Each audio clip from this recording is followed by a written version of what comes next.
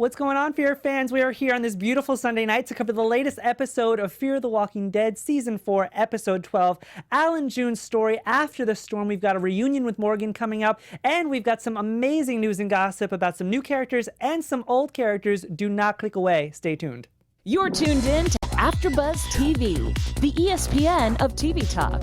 Now, let the buzz begin. What's going on, Fear fans? I am joined by an amazing panel tonight. We are so excited to be covering this latest episode of Fear. Yes. I'm your host, Timothy Michael, and I'm joined by my amazing panel. Go ahead and introduce yourself, you guys. Hey everybody, so happy to be here tonight. I'm April Whisenhant. Hey everyone, happy Sunday. It's your boy Danny Royce here. You guys are newest panelists. Obviously, you've met them last week, but I'm glad you guys are still around. Yes. Obviously, we are missing Krista. Krista, we miss you, but she will be back next week. What were your overall thoughts of this episode, you guys?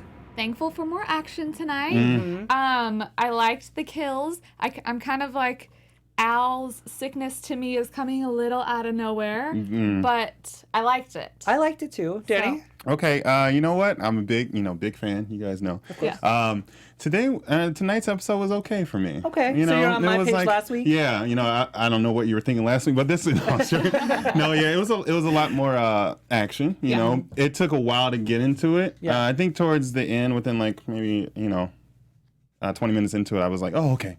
Yeah. But it was just a slow start. I think what I love about these episodes is when they give us a little bit more story, about new characters, and more backstories on existing characters, because it just makes me connect to them more. And we got a little bit more of Al's character, which is why I think they kind of introduced the whole sickness and her being like in a vulnerable state. Because I mean, we've seen her in more of like a power kind of position lately. She's got this big truck. She's like she's like a badass chick. So I feel like them kind of knocking her down a few pegs was just us, or them trying to make us relate to her more. That's just my It's so strong. Like it's like, okay, she's good and now she's like deathly ill, which I guess is how it would happen if we were in this world of not having any medicine or whatever, and then of course not eating. But for a second I was like, is this how she's gonna go down? Yeah. But she made it through. Yeah. She got some medicine. At one point I thought, I was like, did she get bitten? And we didn't see? Yeah. I was thinking that too. But okay. But I was like, they've done it on The Walking Dead, but they've never done it on Fear the Walking Dead where somebody actually gets sick. They did it at the prison, but they've never done it here. And you're right, they don't have doctors, they don't really have medicine. So, and you're walking around, it's dirty. It's you're nasty. bound to get sick. But I kind of want to start at the beginning of the episode because I liked how, I don't want to say poetic, but that's the only word that's coming to my mind right now, how poetic this episode was, because we start with June talking to John over the walkie, and we kind of end with her talking on the walkie to somebody. But I don't want to jump too far ahead. So June is obviously devastated that her and John are separated. How do you guys feel about the writers keeping the actors separated? Do you think that it helps move the story along, or do you get tired of it? I end up getting tired of it, just because, but I understand why they have to do it, but I do sometimes, like, I want to see my people that I really want to see.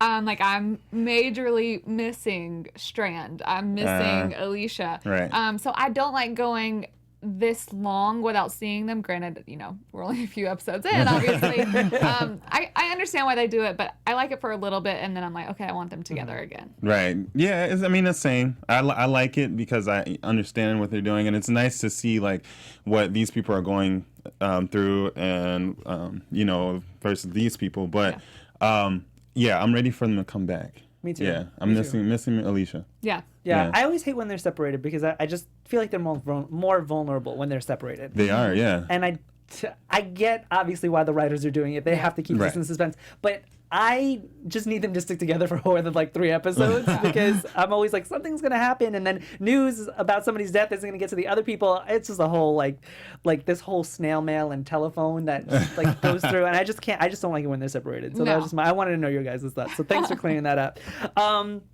So the SWAT truck survived the storm, but it doesn't have gas now. Obviously, that's bound to happen in a zombie apocalypse. Are you guys surprised at the connection that Al has with this truck?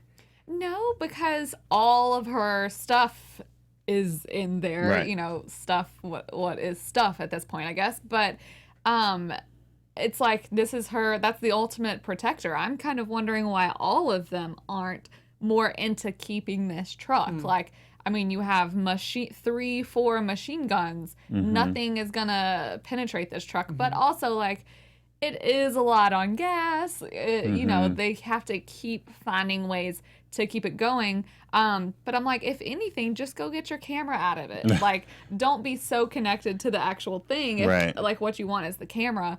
So I knew, though, like, when she said about the medicine, I'm like, there, and we all guessed it too. I'm like, there is no medicine in this truck. I didn't guess You didn't guess that? No, I didn't. honestly I thought that there was. Wow. No, yeah, I didn't think there was. But I mean, you have to pick and choose your battles in this scenario, right? Yeah. I mean, you have these memoirs, these tapes, and all that stuff, and yes, it pressures and everything. But like June told her, like, these people are dead, and you have to help the people who are alive. So. And Als chose, you know, to go with her, so that was great. But at this point, you just have to pick and choose. Like, you have to be willing to let go of some stuff. Right. You know. I thought it was funny that the difference between Al and June in this. Al is very connected to her truck, whereas June is very connected to John. And because they are separated, she continues to watch this tape of John's interview, which I love that they always bring up these interviews, because I love that Al does it. But the battery on the camera dies. But they still have the walkie, so then we hear this voice over the walkie. Who did you guys initially think that this was? Did you think that it was Morgan, or did you think that it was somebody else?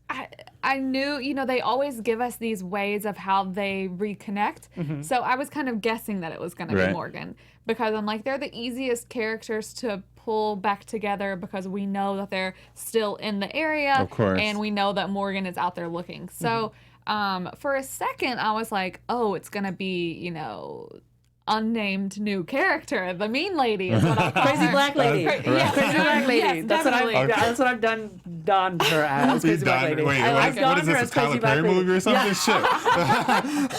Shit. This is what I've donned her as. This is it. I thought for a second it might be her, but I'm glad that it was Morgan. Yes. Because I was getting a little like, all right. Yeah. Right. Yeah, we were all glad it was Morgan at that point. Yeah. Yes, for sure. So Al wants to get to higher ground because their walkie's not working. And June wants to get to higher ground. Al doesn't want to go with her because she's sick. Sorry, I keep getting these guys confused. Do you think that it's a good idea for them to separate? No. They have terrible luck when they separate. I mean, and I'm like, we can't have more characters separate I mean, at this point. I know. We can't have like one single person. We watched Morgan go by himself for God knows how long. But why separate at this point? And Al was like crazy weak. By the way, like, I'm thinking, and you know that we saw tonight, the whole water situation. Yeah. I think maybe Al got sick from drinking the water, but we'll get into that later. We will, because I'm glad that you brought that up. But we definitely will get into that, because I definitely got that little, I don't know if you want to call it like a sabotage. Maybe. Well, we'll talk about it. We'll get there. Sorry, I didn't even think about that until Oh gosh, I'm glad that you brought that up, Danny. Though, but I I'm want over to here talk about sipping my it. tea. Like what? So they're trying to get to higher ground. They find a car. And what surprised me was that Al was driving. Yeah, she's like dying, and she's like, He was getting it. I'm behind the seat. Okay. You're like, okay, I got it. I was like, should you be driving right now? Like, is this? And then, yeah, I was just like, that was weird. Yeah. But we get a nice moment with Al, because June asks her about, you know, her story and stuff like that. And she says, you know, when you spend so much time collecting other people's stories, you stop having one of your own. Do we think that's fair? I think so a little bit, but then it's, you know, she kind of made a turnaround at the end when she's like, I'm so connected to those stories because they ultimately are my story.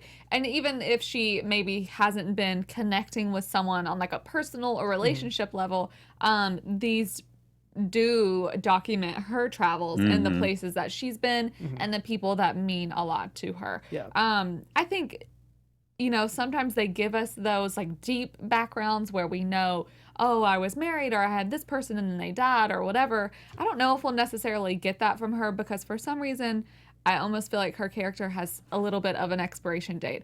I don't necessarily know how it goes down exactly in the comic books with her, but I just know, or in any other form with her, but I do know that whether it be, you know, a couple more seasons, whether it be the end of this season, I feel like her character has an expiration date. People are probably going to kill me for saying that because I know I might kill you for that. I mean, I love her. I love her too. But I think that I feel like they're almost already setting us up for it because whenever they give us these like special moments with people, you know, it's like close. Classic doing it on The Walking Dead. Right, so maybe they make you care about them and then they snatch them away. and then they get them beat over the head with a bat. Basically. Yikes! Same back to Glenn. I don't know. I liked that we learned what we did about her, but I do think she has been creating her own story. Yeah, I think that was all BS. That was bullshit. Like the whole like, you know, believe or you pay attention to other people's stories, whatever, and because this is her story, you know, and I think it was used as a fact to not show to not be vulnerable at that moment. That's what I'm saying. Sorry, but because she was already dealing with the sickness and all that, so it was just another layer that will be like, okay, I'm free, I'm open, you know. I agree with you. And Al doesn't play like that. Agree. No. Yeah, and I agree with you because toward the end she kind of has a change of heart. Right. But I want to get into that. So this, once again, as I donned her, crazy black lady, is listening in to their conversation. Right. Smart, but is it smart on their end to be broadcasting exactly what they are doing over the walkie? Because you don't necessarily know who you're talking to. We know that it's Morgan, but they don't. Exactly. So is that smart? Nope. No. Terrible idea. You guys know who's out there or what's out there, what the potential, everything, the dangers. And I think just it's literally saying, okay, here I am. You know? But they have to communicate. They have to communicate, but at this, they have you're doing limited. it a little bit more like a I don't know, an incognito kind of way. Yeah. And then they have limited like resources. They have no gas, and you know who knows how much ammo they had, and the batteries were dying. Yeah. And I mean, Batteries Morgan are dying all over the place. all over the place. Battery dead. Morgan actually has like people, food, ammo. Like he can voice everything he wanted, but them not really. Yeah. No. Well, speaking of Morgan, really quick, go ahead. Well, I was gonna say it is him. That's well, I guess it was June in the end. Oh, this is where we are. This is where we're going. Whatever. Right. But Morgan also was, you know, when he was still looking for people, he was saying, "I'm at mile marker 27. Right. I'm True. doing this. Whatever." Granted, he does have stuff and other people to protect him at this moment. But it's like they have to communicate somehow. But it seems like maybe they should. Maybe they'll learn their lesson. Maybe soon. Obviously, because somebody's tracking them. Obviously, we saw what happened, Right. and I think they might hopefully learn their lesson. But like you said, bringing up Morgan, Morgan's trying to reach out to them.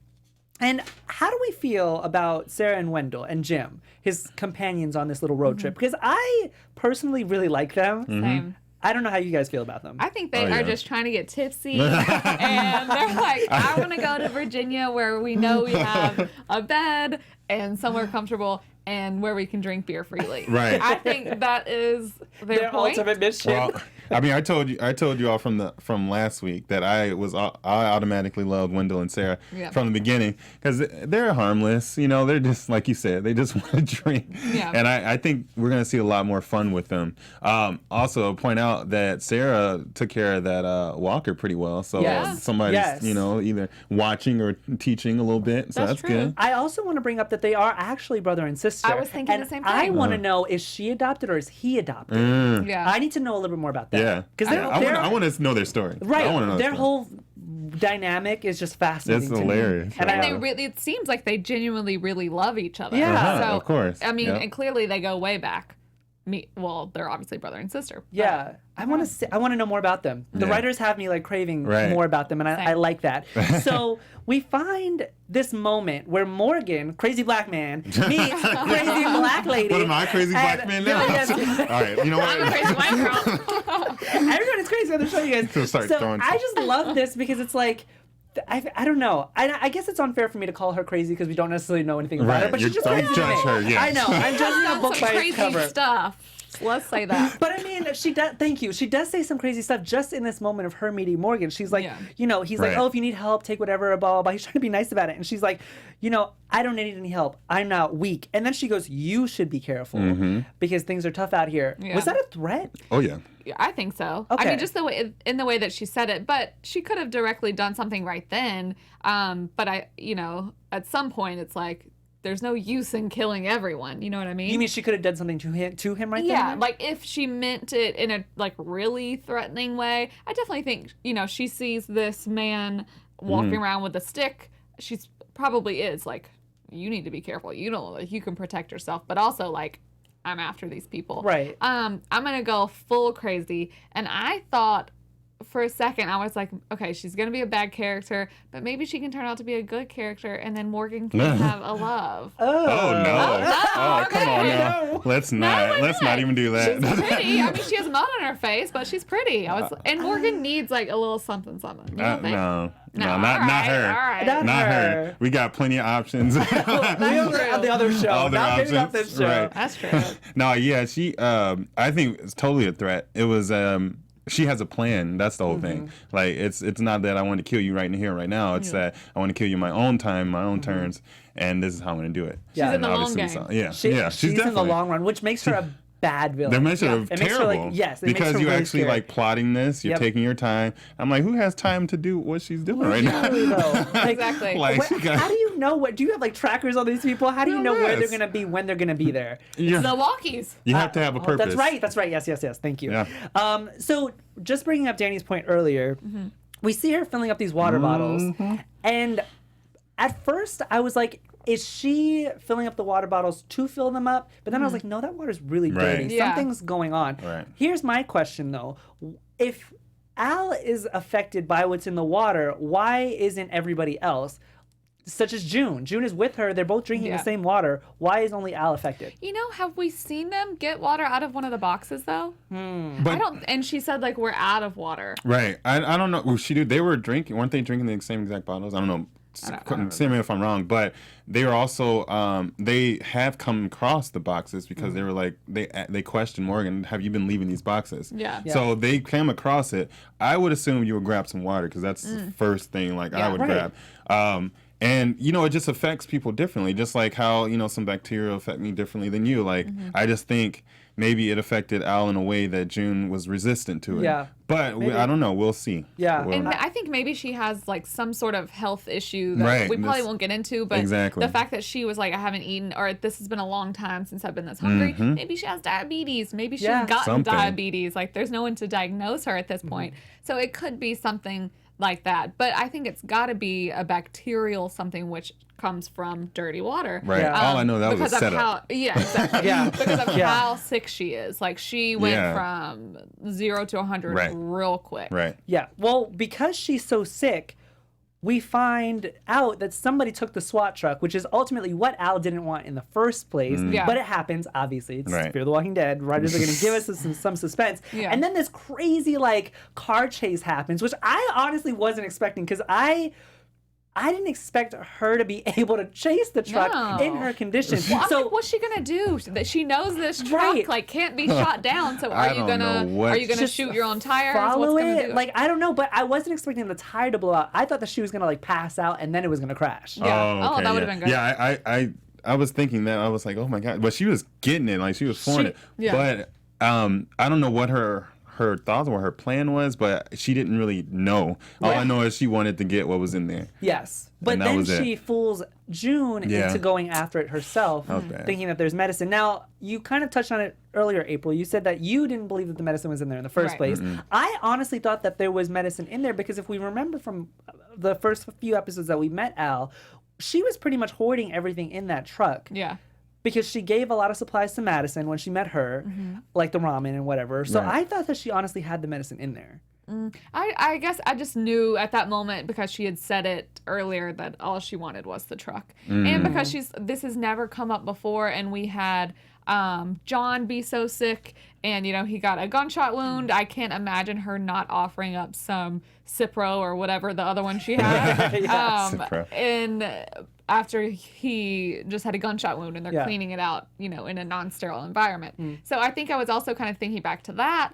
But no, she just wanted the truck. You could almost see it in her face. She's like, where do you think I have it? That's not fair. Well, it's crazy because I actually thought there was medicine. Yeah.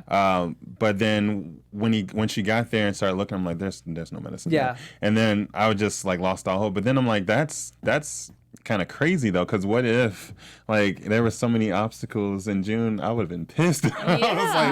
What if she died? Right. Well, I want to talk about that really quick because we meet this new character, Quinn. We find out his name is, but we don't know him at the time. Yeah.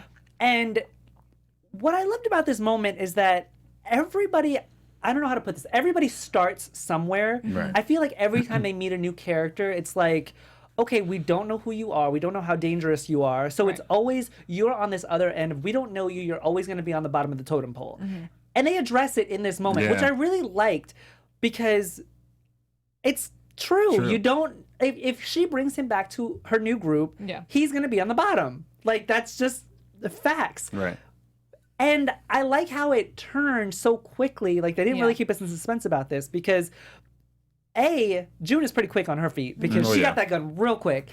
But then it's like she doesn't want to extend the courtesy to him that he didn't to her. Do you know what I'm saying? Like, she's sitting there going, oh, well, we could work together, but then she doesn't want to work with him afterwards. I think it's the fact that he said he didn't, obviously. And then how do you, when someone's like unwilling to drop the gun from your head, how do you, then the situation turns around and you're just going to be like, okay, we're cool. Right. Yeah. So she went a little like hard on him, but it's also like hard. I don't think she went hard at all. No. Really? You think she should have killed him? No, I mean not kill him, but I mean, what she do? Just hit him? Like that was pretty much it, right? Yeah. So I mean, like, he was literally there, like, forcing her, about to shoot her, and like she tried everything, like to just be humane with him, but he wasn't doing it. So I don't know if I would have brought him back because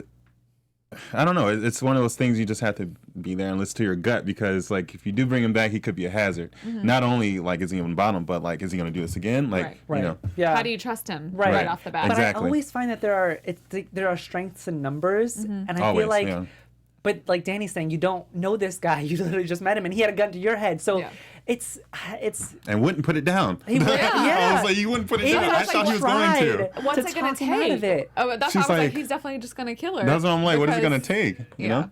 I don't know. Yeah. Something crazy, I guess. I was really surprised that didn't go a different way. Yeah.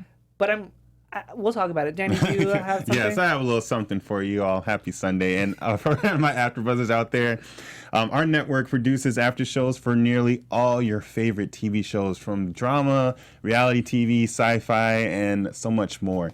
But we need your help. So by subscribing to our channel, YouTube will suggest content that's tailor-made for you, and you'll help AfterBuzz continue to grow. So hit that subscribe button now and watch this channel, and then check out all the other AfterBuzz YouTube channels as well. Thank you so much, guys. And don't forget, you guys, if you are watching us on YouTube, which I hope you are, give us a thumbs up, give us a comment, because we love interacting with you guys. Make sure you also follow at AfterBuzz TV on Twitter. And if you're listening to us on iTunes, make sure you give us a 5-star rating. 5. Because we love 5 stars. Well, we're all stars. I've been having trouble with the chat tonight, so I apologize. But so it's not working for me. Maybe no fan shout-outs tonight, you guys, but we do appreciate you guys. We love you. Back to the episode, because that's what we're here for. Because I want to talk about the separation thing again, because we see what happens with Al once Al and June are separated, and Al almost got bit by a walker. Yeah. I feel like they kept us in this like limbo kind of with her this entire episode. First she's sick, then she's gonna get like eaten by a walker. I was like, what's happening? So I think there's definitely foreshadowing. What you said earlier is that I think she definitely has an expiration date. Oh yeah. I think that it was so funny to me. I literally laughed when it happened, because I'm like, she doesn't have enough energy to reach for the walkie, but then this walker comes at her and she is just like, at that point it's like fight or flight, like for your life. But I was like taking my hats off to her, because I'm like, I was just imagining, like, when I have the flu, just think of yourself. When you have the flu, like, you don't want to do shit. You know, it's like, and it's like you gotta fend off of zombie. Like, what? But like that was awesome. She was boss on that. Apocalypse prob. I mean, seriously though, like apocalypse world problem. That's what we've got. So June is obviously really upset that Al made her go after the bus and there's no medicine. We touched on it.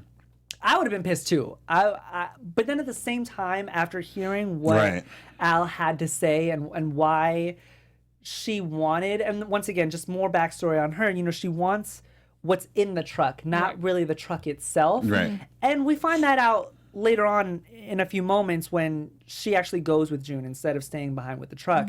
But I honestly don't blame her. She's worked the entire zombie apocalypse to gather these stories. And if you think about it, these stories are her.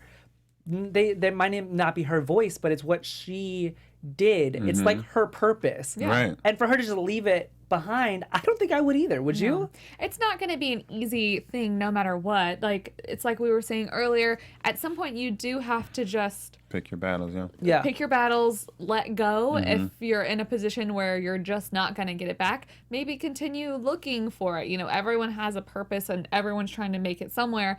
But I mean, I would never guess that it would be easy for her to just be like, okay, bye. Yeah. You know what I mean? Right. So I think she kind of went about it in the right way. I'm happy that she ended up going with June. Definitely. Yeah, I would have. I mean, it would have been hard for me to leave it behind, but at the same time, I'm like, okay, how can I survive? And like, how is this affecting someone else? Because like, people can use Al. Like, she's valuable. Yeah. You know, like, so if she were to like, you know, just leave, like, that's not doing the group any good. So. Yeah. I also think that she went with June because she realizes that her story is not just one part. It's not just through other people. It's through herself too. And I think June really hit it on the head. It's like, you can't really help people if you're dead. If you're dead, right. So I think that's ultimately why she went with June. And I'm with you guys. I'm glad that she did. They go to meet Morgan. Morgan just broadcasting where they are. Mile marker 27, Highway 365. Highway 365. Hey, We know go where there they are. afterwards. Let's go meet him. And we meet Wendell and obviously see Wendell, Sarah, and Jim. And they're tired of waiting. Right. Yeah. But they do, and we have a reunion of Morgan and June and Al. And obviously June just wants to know where John is. Yeah. And obviously they don't. Obviously we're going to find out that next episode. But I love what Al says when she goes, oh, I love new people. Al just wants stories, you guys. Yes, She really... She is in it for her own purpose. I love it. Yeah. You gotta admire the girl. 'Cause Right. she's just so goal-oriented. She's like, oh, look, new people. I'm going to get their stories. Right. That's all she wants. That's her. I mean, that's her purpose. You know, when you find something to live for, especially in these times. Yeah. Yeah. And then just to bookend the episode, we have June over the walking. Now, she feels guilty about what she did to Quinn, who we find out that's his name. And I wasn't expecting him to walkie back. I thought he was gone. I thought he was gone. Yeah. And it was nice to kind of see that there... I want to say that there is hope. Obviously, that was crushed real fast. Yeah. But it was nice to kind of see that people still would be willing to go and meet you. You know what I mean? It's what keeps the show going. Yeah. You Right. know, every now, obviously, we have to have the villains, we have to have the zombies, we have to have whatever. But what ultimately makes this such a good show, and it's the same with The Walking Dead, is that they give you every now and then a little glimmer of hope. Now, they do like to crush it. Oh, yeah. Pretty immediately. But that's what's ultimately going to get them moving somewhere else, or, you know, what keeps them moving for a purpose anyways, because they meet someone who, you know, a lot of times they run into people that are just psychotic and want to kill them, but then they run into someone every now and then who actually is a good person. Even if no matter what, it's rarely going to start off that way where you just happen along someone and they're like, hey, keep on moving. Like, that doesn't happen often in this show. But I was glad to hear him kind of turn around because he had so, like, given up, basically. And, I mean, I actually was like, oh, we're going to get this new character because he seemed like a legit dude. I guess he technically is still a character. Technically, yeah. Even just not in the way I thought Not exactly. Yeah. Well, speaking of villains, we find out that crazy black lady, and if anybody's offended by this, I mean it in the most the safest way possible, okay. you guys. Yeah. I'm not trying to offend anybody, you guys. Once this goes off, yes, no. yes. it's gonna be ending. But if you look on IMDb, she actually doesn't have a name. She's just known as Filthy Woman. So we probably will start calling her that. But we find out that she is the new villain. She uses walkers or zombies to kill people, and then she leaves messages on them. What is your initial reaction with Filthy Woman? I don't know. Like, I don't know what the purpose is to writing on their face, because the first one that we saw anyway, she had written the message that they wrote on the boxes. Yes, take what you need, leave what you don't. Exactly. In this one, and I couldn't really see it at first, but she wrote People you know. People you know. So I don't really know why she did that. I think it's a message. I mean, because she's clearly using him as a purpose to go after these people, right? And so people they're people he knew. Yeah, I think that was a message, but I don't know. I could be wrong. I think we'll save it for predictions. How about we save that for predictions? Let's do it. But I do want to point out that in the end, she does say you aren't going to be weak anymore, which is why the title episode was named Weak, because she has this weird fascination with weak. So I'm thoroughly fascinated with this character. I want to see where they bring us on this journey with her. I'm curious to see her. I want to go into our segment really quick, our favorite kill segment before we go into news and gossip. So favorite kill segment, you guys. Who was your favorite kill this episode? You go first. Oh man. I think my favorite kill was the car drop. That was amazing. That was good. As sad as I am about it, my favorite kill was her. I forget her walker's name, but killing Purvis. Purvis killing Quinn. Because I was just not expecting it. That was such a surprising part of the episode to me. I think we all seemed shocked when they're like, no, I'm at mile marker 27. No, I am. And then I'm like, how I was like, this is coming. This is coming. And then it was just so out of nowhere. And it was not just a simple, it was a gruesome, biting of the neck and everything. Yeah. That was my favorite. I'm going to agree with you, April. I think that they're gearing us up to seeing how smart this woman actually is by using walkers and leaving messages. She's very mysterious. Yeah. That was my favorite kill too, when she used Purvis to kill Quinn, and then used Quinn, or is going to use Quinn, obviously, in the same way. Yeah. So yes, I'm also very excited to see where, like I said, I'm excited to see where that goes. So that's my favorite kill. We've got some really awesome news and gossip, you guys. So let's get into our news and gossip section because we have AfterBuzz TV News. April, I'm going to let you take one of our topics away. Go ahead. Thank you. News and gossip tonight. Coleman Domingo, this was his directorial television debut. He did this episode tonight, and we had a picture of him with Tanya Pickens. Yeah. If I'm saying that last name wrong, just shoot me now. I can't decide if it's Pickens or Pickens. But Tony Award-winning actress. Obviously, she's the lady that plays Filthy Woman. Yes. But he posted a picture on Twitter tonight where he was like, she's not as scary in real life. See? It was Which cute. I love. If you guys don't follow Coleman Domingo, who plays Strand on the show, go follow him because he does tweet some really clever things. He does. He's pretty much, Coleman Domingo is Strand, if you didn't know. Yes. I love that. I thought that this episode, Danny, you said in the beginning that you didn't really like this episode. It didn't really tickle your fancy, if you will. Just the beginning. Okay. Yeah, it took a little bit to get there, but after a while I started warming up to it. But the directing was amazing, though. Right, I can give him credit. I mean, your first directorial debut is that's a big thing. Yeah, that's a big deal. And I love that they let someone on the show do it. I read this article on comicbook.com where he was saying that he shadowed some of the directors last season just to kind of get the feel of it, and then they finally let him take the wand. Yeah, because apparently this has been a year in the making that they were going to let him do this. And I feel I'm a little hurt, maybe a little biased about it, because they said in the article that I read that he's one of the last two OG characters, him and Alicia. And I feel bad because Kim Dickens also has some directorial stuff on her resume, and I would love for her to direct an episode. Maybe she still can. She still, Writers, you better call Kim Dickens. I know. She obviously plays Madison, if you guys don't know the character names. Yeah. A little bit more news and gossip, you guys. So Mo Collins, who plays Sarah and Wendell, brother and sister, she played Stuart's mom on Mad TV. Do you guys remember Mad TV? Oh my God. I loved Mad And TV. I just wanted to bring that up because I love what Fear the Walking Dead is doing with these actors and transforming them in such a way. Because if we look at Althea, who's Maggie Grace, she plays Liam Neeson's daughter in Taken. Right.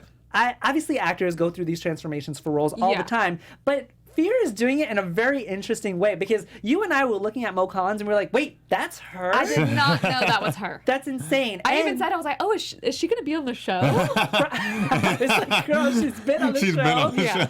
And then, Danny, you had some really interesting about Darrell Mitchell, who plays Wendell. Yeah, so Darrell Mitchell, also he was on, what did you say, Galaxy Quest? Yeah. I'm like one of those cult people who love that movie. Yeah, I love that movie though, by the way. So on many other films, in 2001 he actually had a spinal injury in a motorcycle accident. So that's him actually in the wheelchair. So he actually is So paralyzed. he actually is paralyzed from the waist down. I think kudos to the writers for getting somebody, and I don't know if they envisioned Darrell Mitchell in this role, so they just made it as a wheelchair accessible role, or if they needed a wheelchair character and then went to an actor who was actually in a wheelchair to do the role. It's a good question. I hope that it's the latter. Because it can happen both ways. Right, and I hope it's the latter because I feel like they could have easily copped out with having an able-bodied person to fulfill this role, and they didn't. They went with Darrell Mitchell, who's a great actor. He's I a love great him on the actor. show. Amazing. So, and he has his own foundation, Darrell Mitchell Foundation, and he's also the minority outspoke person for Christopher Reeve's foundation. Good for him. I'm very excited to see where Sarah and Wendell go as characters. And just let's talk about Tanya Pickens for a second. Yes. She is a Tony Award winner. She won for Jelly's Last Jam on Broadway, but she was also on soap operas, if people know her from there.